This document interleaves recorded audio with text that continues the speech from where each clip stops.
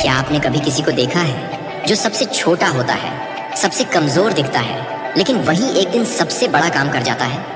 एक छोटी सी गिलहरी थी, नाम था चिक्की।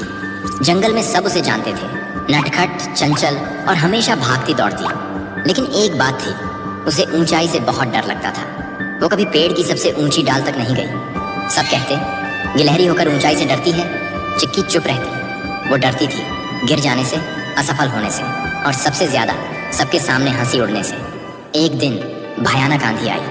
तेज हवाओं ने जंगल को हिला दिया। पेड़ कांप उठे और पत्ते डर के मारे उड़ चले। एक चिड़िया का घोंसला सबसे ऊंची शाखा पर था और उसमें उसका नन्हा बच्चा फंसा था। माँ चिड़िया रो रही थी, कोई उसकी मदद नहीं कर सकता था। बंदर, हाथी, भालू सब असहाय थे। शाखा इतनी ऊंची थी कि कोई पहुंच ही नहीं सकता था। तभी चिक्की सामने आई और कांपती आवाज में बोली, मैं कोशिश कर सकती हूँ। सब चौंक गए। तू तो डरती है ऊंचाई से। चिक्की ने सिर झुकाया। डरती हूँ, लेकिन अगर उस बच्चे को कुछ हो गया तो मैं खुद को कभी माफ नहीं कर पाऊंगी। और फिर वो छड़ी, हर टहनी पर डर के साथ। हर झटके में उसका दिल कांपता था, लेकिन वो नहीं रुकी। आखिरकार वो पहुंची। बच्चे को धीरे से उठाया और एक एक टहनी पार करती नीचे लौटी। माँ चिड़िया ने उसे गले लगा लिया। जंगल में सन्नाटा था। फिर तालियां हो बजने लगी। पहली बार किसी ने डर को हरा दिया था।